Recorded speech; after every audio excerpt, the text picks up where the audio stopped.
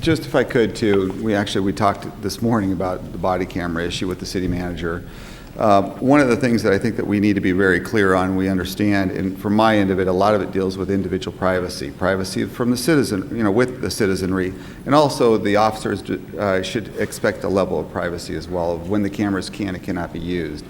I think this is something that we'll eventually need to take to the full council as to what kind of policies we're going to be putting in place. I know part of this deals with some of the research, but when you're dealing with this, and I just want to give the public just a kind of an idea, the actual cost of a camera is inexpensive. It's not about the camera. It's everything that happens afterwards. As the city manager has explained before, and I've even mentioned before as myself, is that there may be 3 or 4 officers, and then you've got to evaluate all 3 or 4 of those tapes. Someone's got to do that evaluation. Someone's got to figure out how the storage is done. Someone's got to figure out what is and what is not acceptable.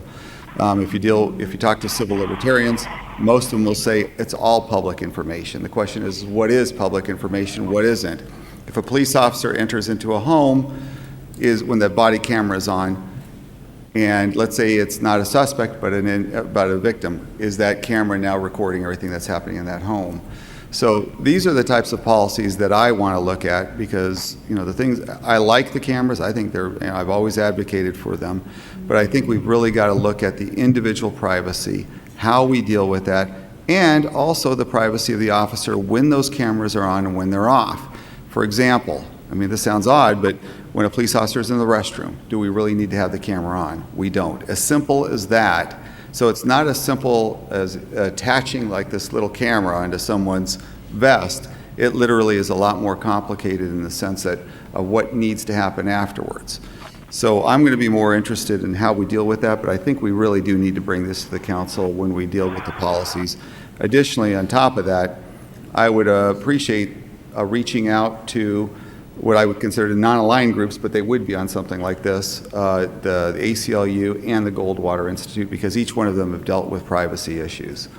I don't think that as a society, and I'm going to give you a statement from my end, at least setting the groundwork, people that are doing basic things in their lives should not expect the government to be videotaping them or listening in on any of their conversations if they're doing normal day-to-day activity. That is where you draw the line. I think people have heard me say this before, because at Arizona State University, they have a camera going around videotaping tailgaters. That is a normal activity from day-to-day life. People should expect privacy from their government. I understand it's a public area, but a government is an entirely different entity than it is your next door neighbor who may be videotaping you outside in a public space.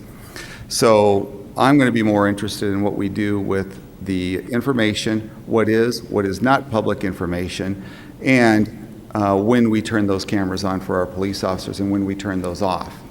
That's the kind of the direction, at least I'm going to be looking at as we move forward on this, and would appreciate a full discussion on it, because I think we're really going to need that. Thank you, Mayor.